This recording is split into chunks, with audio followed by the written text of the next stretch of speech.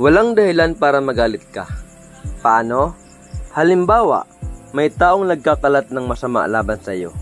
Pero hindi naman totoo, huwag ka nang magalit. Kasi wala namang katotohanan. Kung sakaling totoo naman ang sinasabi nila, wala ka ring karapatang magalit. Dahil ganun ka naman talaga. Sa madaling salita, bawal kang magalit, totoo man o hindi. At kung sakaling magalit ka, tanungin mo ang sarili mo. Ano bang makukuha ko sa galit nito? Ako nga, sinasabi ko sa mga kakilala ko, kapag may chismis tungkol sa akin, paniwalaan na lang nila. Wala akong panahon para magpaliwanag. Sabi nga sa Kawikaan 29:22, ang taong magagalitin ay laging napapasok sa gulo. Laging nakikipag-away dahil sa init ng ulo.